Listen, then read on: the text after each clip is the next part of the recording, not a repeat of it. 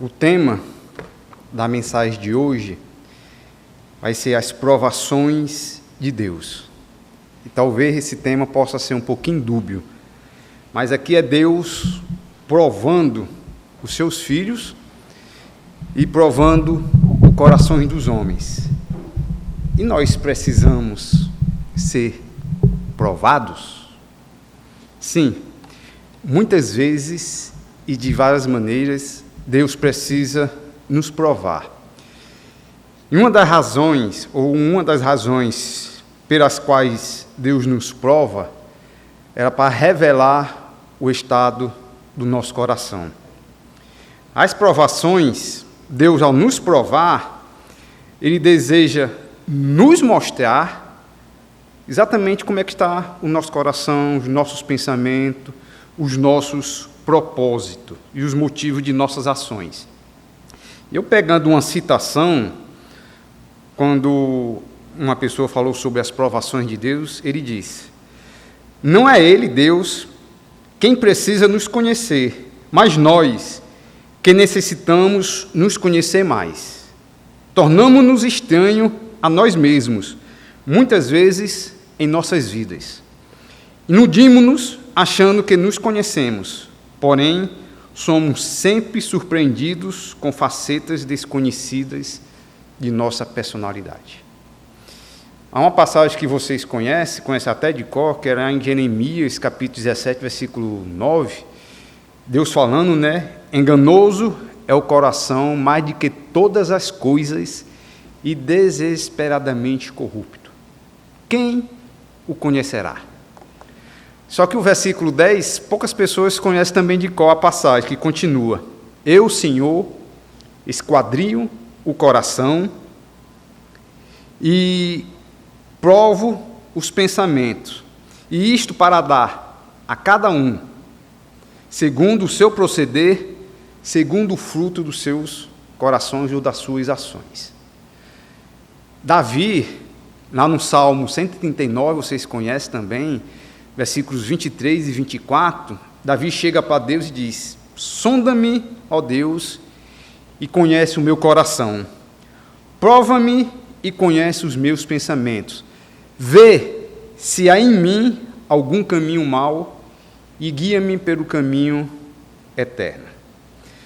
Precisamos de Deus, precisamos que o Senhor Deus venha sempre estar provando nossos corações com testes, com provas, para sabermos o que realmente passa em nossos corações, em nossas mentes, os motivos de nossas ações ou atitude.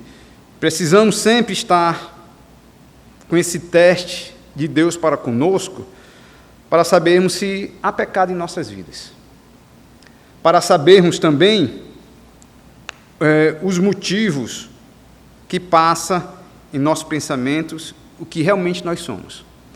E a lição que eu vou querer trazer hoje no nosso texto é que, quando Deus nos coloca à prova, é para revelar os nossos corações, não somente a nós mesmos, mas às pessoas que estão ao nosso redor.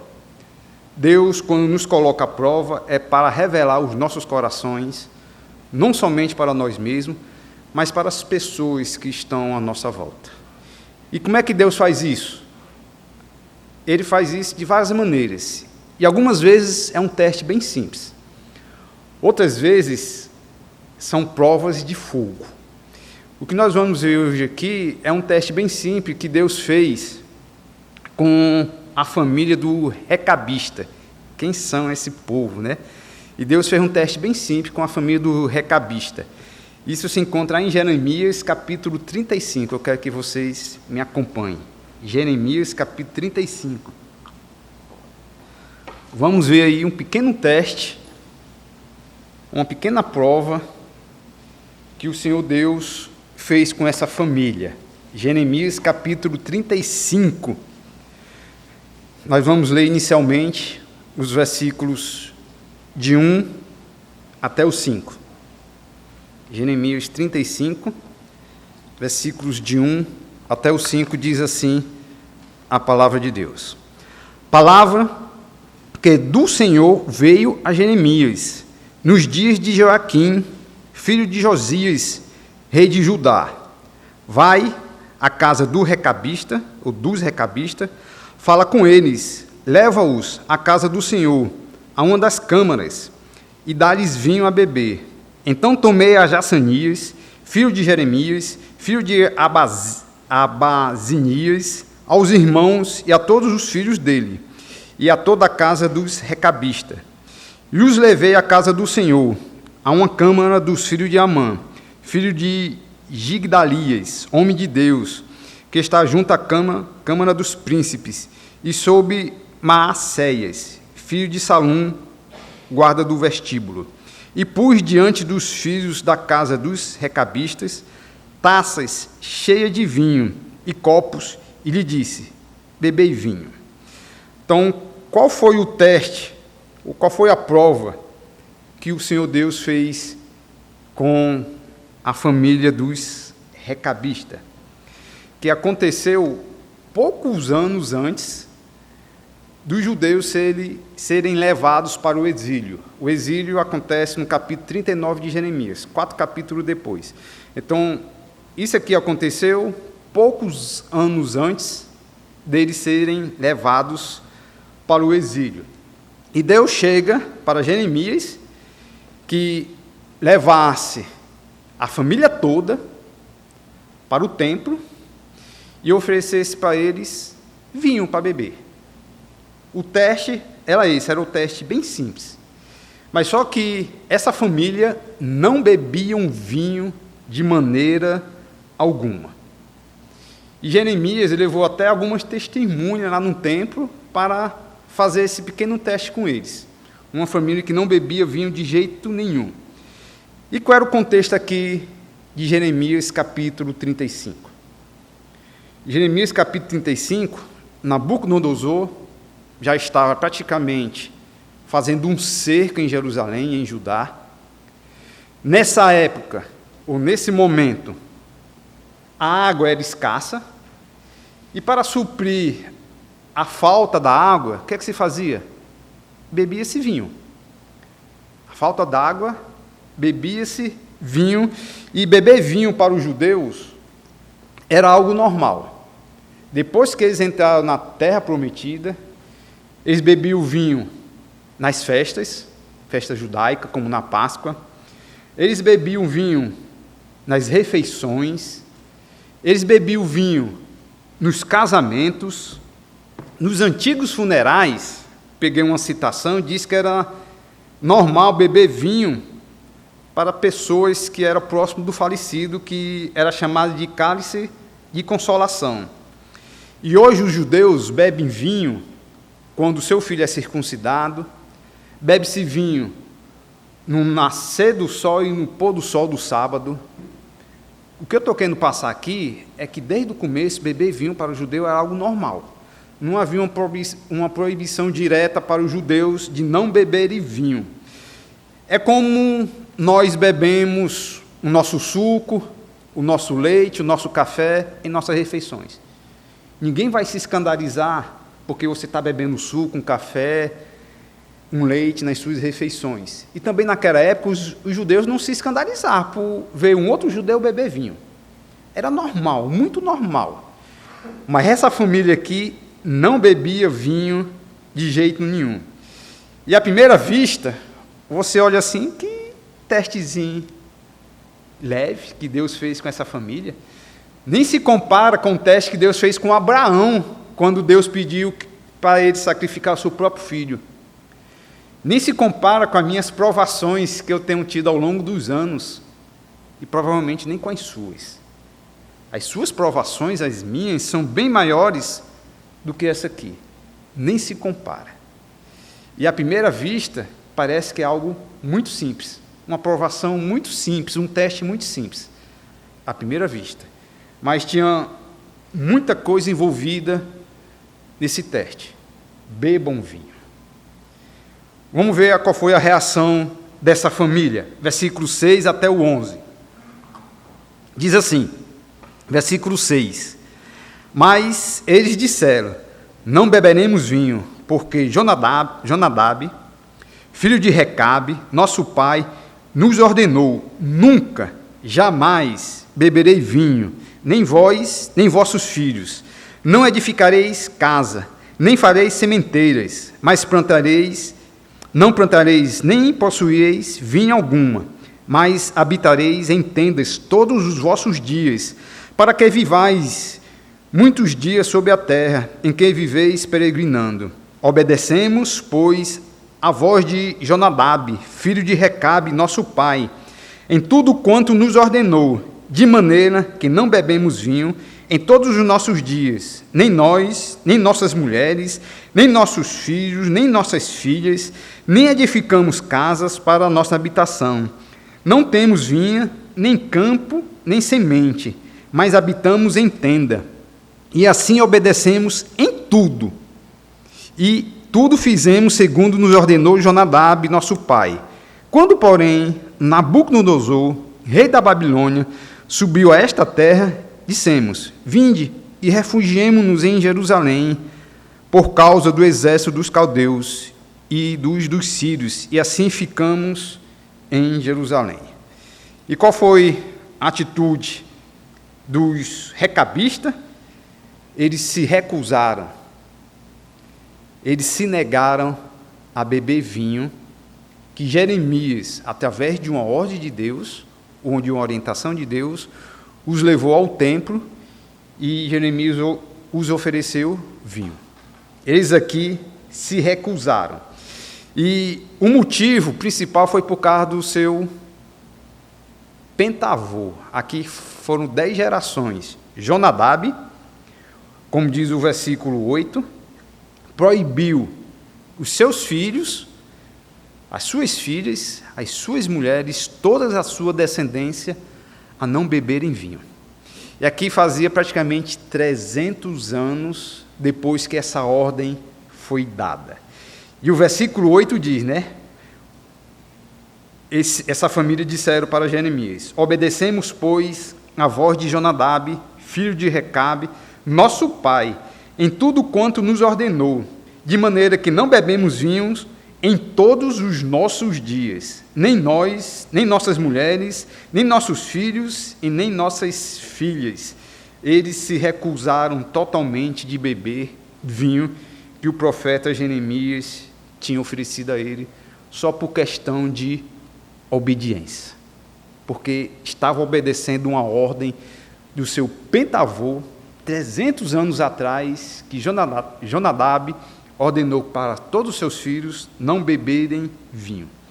E o ponto principal da lição de hoje, que Deus queria trazer para o povo judeu, que vai servir também para nós, é questão de obediência, é questão de fidelidade. Questão de obediência e de fidelidade serviu como uma lição para os judeus naquela época e também vai servir de lições também para nós. E a ordem de Jonadab aos seus filhos era muito mais do que beber vinho. Se você ver aí no versículo 7, versículo 6 e versículo 7, final do versículo 6, diz assim: nunca, jamais beberei vinho, nem vós, nem vossos filhos, não edificareis casa, e não fareis sementeiras, não plantarei e nem possuei vinha alguma. E eles iam morar onde? Já que foram proibidos de fazerem casas, eles iriam morar em tendas, fora dos muros da cidade em Israel. Casa, aquele conforto e proteção que as casas dão, eles não iam ter. Além deles irem morar fora dos muros de Jerusalém, que ia também prover proteção e conforto, eles também não iriam ter. E a determinação dos filhos de Jonadab em obedecer ao seu pentavô é algo que nunca causou inveja a ninguém, nem naquela época e nem nos dias de hoje. Não causa inveja para ninguém. Uma obediência ao seu pentavô, há 300 anos atrás, uma obediência que foram seguidas durante 300 anos até aqui. E muitos quando vê esse relato aqui, os veem como fanáticos religiosos e como uma seita. Muitos comentários que eu li os veem como os fanáticos religiosos ou como uma seita. E na minha visão, eram os puritanos fiéis a Deus na época de Jeremias. E no versículo 7, se você for acompanhar aí, Jonadab os proibiu de plantar sementeiras, de não possuir vinhas, e algo naquela época era que todo mundo trabalhava na agricultura. Não podia fazer nenhum tipo de plantação, não podia ter uma vinha, não podia ter sementeira, não podia ter nada. Eles iam trabalhar com o quê? Eles iam ser pastores de ovelhas. Eles seriam criadores de animais. E a ordem, para eles, podia ser dura, mas eles estavam obedecendo essa ordem de Deus, ou de Deus não, do seu pai, já com 300 anos, uma geração após a outra. 10 gerações, pelo menos, seguiram essa obediência desse povo aqui, do seu pai. E quem era Jonadab, ou quem era os filhos do recabista? Eu pegando um comentário, na página 501 da minha Bíblia, do comentarista, ele diz: Jonadab foi um fundador de uma seita severa. E para mim ele não foi correto em dizer essas palavras, não. Jonadab foi o fundador de uma seita severa. A gente vai ver por que Jonadab não foi fundador de uma seita severa. Já já nós vamos ver. Mas ele diz: Jonadab foi o fundador de uma seita severa de israelita nômade, que protestava contra as influências corruptas dos cananeus. Então, Jonadab, ele viveu na época de Acabe e Jezabel. Provavelmente, Jonadab, ele, ouvindo as pregações de Elias, ele se revoltou contra as influências cananeias na época de Acabe e Jezabel e decidiu viver uma vida nômade, não beber vinho, não ter casa, não ter cemitérios, não possuir vinho alguma, mas viver como um nômade. E ele ordenou isso para os seus filhos.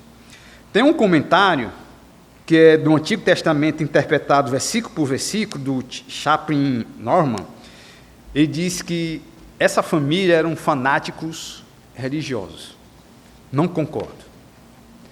John MacArthur, ele disse: esse homem, Jonadab, foi um fiel seguidor do Senhor e observador da lei mosaica. Levava uma vida de austeridade e abstinência. Isso era realmente Jonadab e toda a sua descendência. Jonadab protestava contra as influências cananeias nos dias de Acabe e Jezabel, provavelmente sendo influenciado pelas pregações de Elias, na sua época, de Elias e Eliseu. Ele queria viver uma vida separada dessa prostituição, da imoralidade, da perversão que acontecia na época de Acabe e Jezabel. E ele tomou uma decisão. Jonadab, ele acompanhou Jeú a Samaria e participou da morte de todos os filhos de Acabe e Jezabel. Eu quero que vocês me acompanhem lá em 2 Reis, deixe marcado aí, 2 Reis, capítulo 10, para você sintonizar quem era Jonadab. 2 Reis, capítulo 10, versículos 15 até o 17. Mas depois, se em caso você quiser ler capítulo 10 todo, você vai ver Jonadab junto com esse rei que assumiu o lugar de Acabe e Jezabel. Diz assim, 2 Reis, capítulo 10, versículo 15. Tendo partido dali, Jeú encontrou a Jonadab, filho de Recabe, que ele vinha ao encontro. Jeú saudou e lhe perguntou: Tem tu sincero coração para comigo, como o meu é para contigo? Respondeu Jonadab: Tenho. Então, se tens, dai-me a tua mão. Jonadab deu a mão a Jeú e fez-o subir consigo ao carro. E lhe disse: Vem comigo e verás o meu zelo para com o Senhor. E assim Jeú o levou no seu carro. Tendo Jeú chegado a Samaria, feriu a todos os que ali ficaram de Acabe, até destruí-lo, segundo a palavra que o Senhor dissera a Elias. Então, Jeú matou todos os descendentes de Acabe. Jonadab, 300 anos antes do nosso texto, acompanhou Jeú e matou todos os filhos ou os descendentes de Acabe e Jezabel.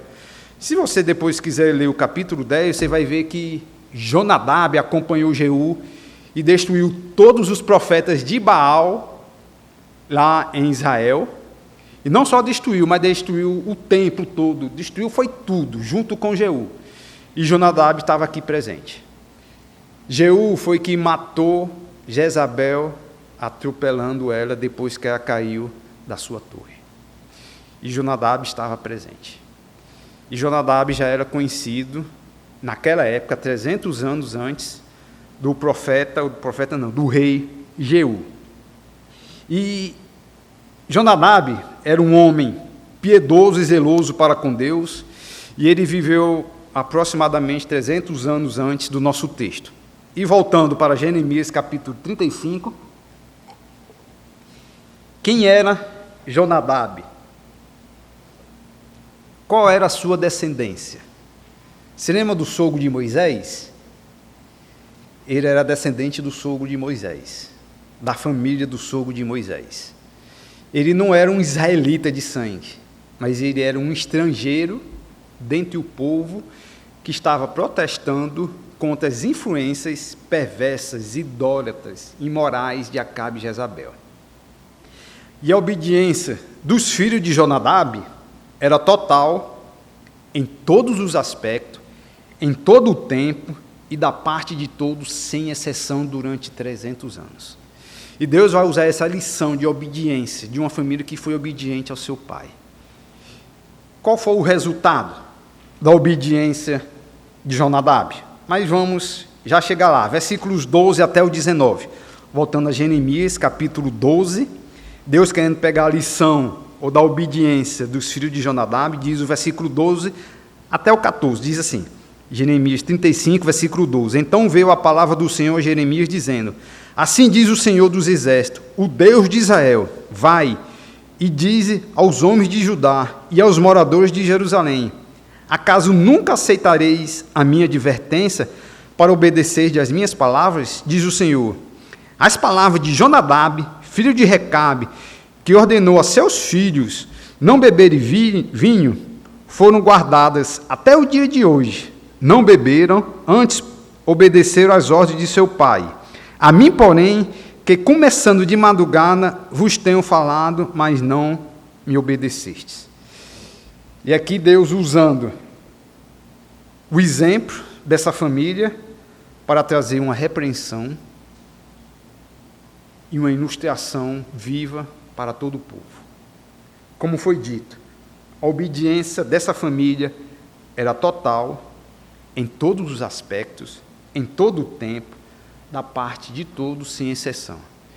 Enquanto os judeus estavam falhando exatamente nessas características aqui, estavam falhando em obedecer a Deus em todos esses aspectos. E o que é que Deus queria deles? O que é que Deus queria dos judeus? Versículo 15, Deus queria pelo menos 3 coisas. Diz aí o versículo 15, Deus falando, através de Jeremias: começando de madrugada, vos tenho enviado todos os meus servos, dizendo: convertei-vos agora, cada um do seu mau caminho. Primeira coisa que Deus queria do seu povo é o que Ele quer para nós hoje. Que cada um de nós se converta dos nossos caminhos.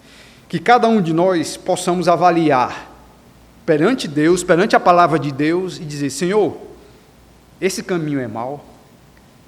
Esse caminho, essa atitude, esses meus pensamentos, essas minhas obras são mais?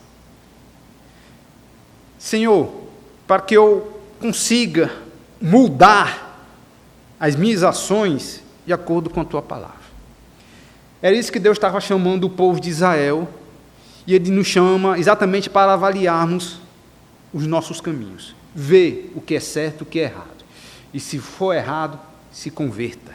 mude de atitude, mude de direção de acordo com a palavra de Deus. E a segunda atitude que Deus queria deles, diz o versículo 15: convertei-vos agora cada um dos seus maus caminhos e fazei boas as vossas ações. Deus queria desse povo é que eles fizessem também boas ações. Como foi que João Batista começou a sua pregação? Produzir, pois, frutos dignos de arrependimento. É o que Deus também quer hoje para nós. Só dizer que é crente, só dizer que é filho de Abraão, só dizer que é descendente de Davi. João Batista chamou o povo a produzir frutos dignos de arrependimento. E essas palavras de João Batista ecoam até hoje, pelo menos, nos meus ouvidos. Avalie como é que está a sua vida. Se há caminho mau, se há caminho errado. Começa a produzir frutos dignos de arrependimento. Mostre para Deus, para os outros, que realmente aconteceu algo na sua vida, que realmente mudou a sua vida, que está baseado na palavra de Deus, através da fé em Cristo Jesus. E Deus continua.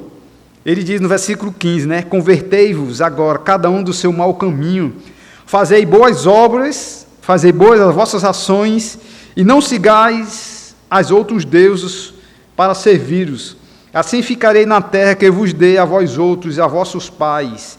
E aí a passagem continua, e Deus chamando eles para não seguir também a outros deuses e servi-los. Deus queria que o povo de Israel reconhecessem os seus pecados, se convertesse dos seus maus caminhos e produzisse frutos dignos de arrependimento. É a mesma coisa hoje para nós, para mim e para você. É isso que Deus quer para nós, e Ele está usando aqui o exemplo dessa família de Jonadab, os recabistas, que serviu de lição para o povo judeu e que serve também de lições para nós.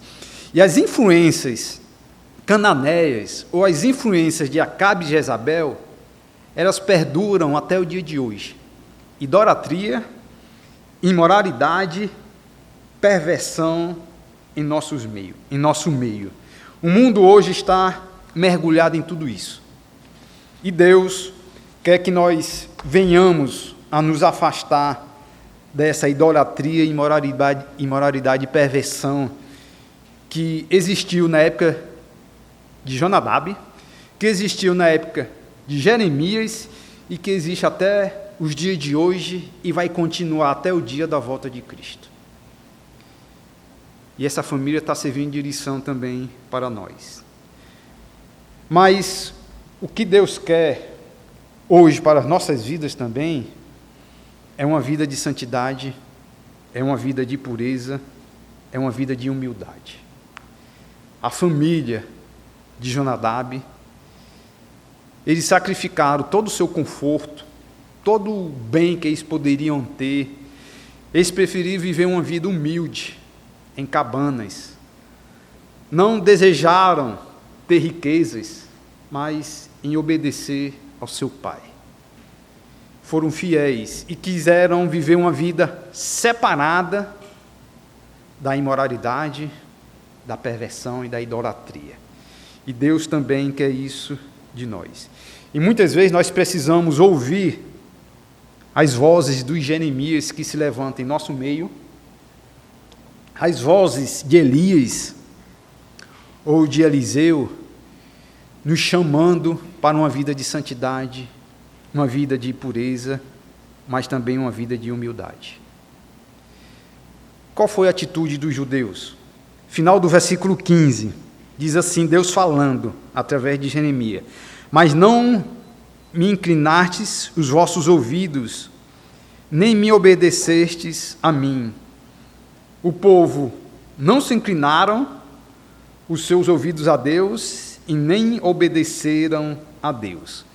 Mas a sua rebeldia, os seus pecados, custaram caro. Aquilo que eles não queriam, iria acontecer com eles.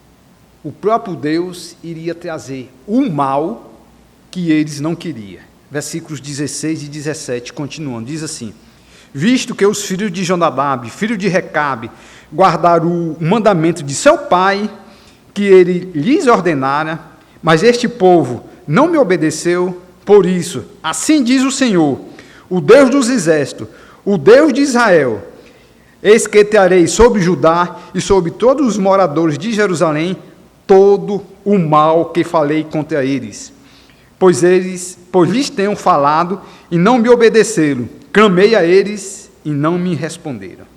Então o próprio Deus iria trazer o mal para o seu próprio povo. E o mal seria aqui morte, peste, cativeiro e a fome. Vocês conhecem um pouco da história do judeu quando ele foi levado para o exílio. Praticamente 2/3 da população foram mortos pela espada, pela fome e pela peste. Os que sobraram foram levados como escravo lá para a Babilônia. O próprio Deus trouxe o mal sobre ele. Mas qual foi o resultado da família de Jonadab? O que foi que eles escolheram por obedecer ao seu pai durante 300 anos? Seu pai não, seu pentavô. Qual foi o resultado? Versículos 18 e 19, para terminarmos a nossa mensagem. Diz assim: a casa dos recabistas, disse Jeremias: assim diz o Senhor dos exércitos, o Deus de Israel: pois que obedeceste ao mandamento de Jonadab, vosso pai, e guardaste todos os seus preceitos, e tudo fizeste segundo vos ordenou, por isso assim diz o Senhor dos exércitos, o Deus de Israel: nunca faltará homem a Jonadab, filho de Recabe, que esteja na minha presença. Deus iria abençoar essa família como a nenhuma outra família em Israel. E a benção aqui seria mais do que viver por muitos anos. Disse Deus para Jonadab: nunca faltará homem a Jonadab, filho de Recabe, que esteja na minha presença. O que é que significa isso? Nunca vai faltar homem que esteja na minha presença. Volte aí 2 capítulos, Jeremias 33, para você entender melhor. Jeremias 33, versículos 17 e 18, tem uma promessa parecida. Diz assim, Jeremias 33, versículo 17: porque assim diz o Senhor: nunca faltará a Davi homem que se assente num trono da casa de Israel. Uma promessa que Deus fez para Davi é que nunca vai faltar um homem que se assente na casa ou no trono da casa de Israel. E essa promessa vai ser cumprida em Cristo. E o versículo 18 diz: nem ao sacerdote levita faltará homem diante de mim, para que ofereça holocausto, queime oferta de manjares e faça sacrifício todos os dias. O que Deus prometeu para essa família foi uma promessa que ele prometeu somente para Abraão, para Davi, para o sacerdote Finéias, filho de Eleazar, filho de Arão, e para a descendência de Jonadab. E a promessa é essa: nunca vai faltar crentes fiéis da família de Jonadab para me servir. Até hoje, existem crentes fiéis, descendentes de Jonadab, que serve hoje a Deus fielmente. Essa é a promessa de Deus para essa família. Deus não somente prometeu uma vida longa, mas prometeu que sempre vai haver pessoas salvas na família de Jonadab até o dia de hoje. Não sabemos quem são eles hoje, mas nós sabemos que existe descendentes de Jonadab servindo fielmente ao Senhor. Quando Neemias voltou do cativeiro e começou a reconstruir o templo e os muros de Jerusalém, sabe quem é que estavam lá? Os filhos de Jonadab, construindo os muros de Jerusalém, servindo a Deus fielmente. E aqui foi uma promessa, praticamente depois de 80 anos, eles ainda estavam lá, servindo a Deus, reconstruindo os muros de Jerusalém, o templo, diz lá em Jeremias capítulo 3, versículo 14, eles estavam lá servindo a Deus. E ainda hoje há descendente deles servindo a Deus fielmente, e essa foi a promessa de Deus. E quando Deus nos prova, ou prova os nossos corações, é para revelar a nossa fidelidade e a nossa obediência a Ele. Como Ele fez com os filhos de Jonadab e como fez com os judeus. As provações que nós passamos dia após dia, elas são necessárias para as nossas vidas. Elas são instrumentos de Deus para o nosso bem, mas também para o louvor de sua glória. Elas servem para revelar o estado espiritual de cada um de nós e também do nosso amor para com Deus, a nossa obediência para com Deus. As provações, elas são necessárias. As provações, elas servem para o nosso bem, para que nós possamos glorificar a Deus e para que os outros também vejam os nossos exemplos.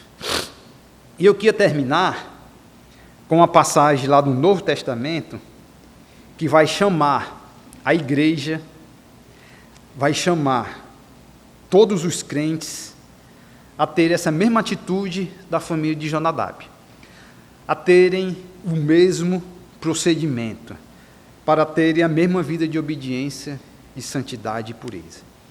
E a passagem que eu quero ler, só para terminarmos, é 2 Coríntios, capítulo 6, vocês conhecem também, mas eu quero ver com vocês, 2 Coríntios, capítulo 6, versículo 14.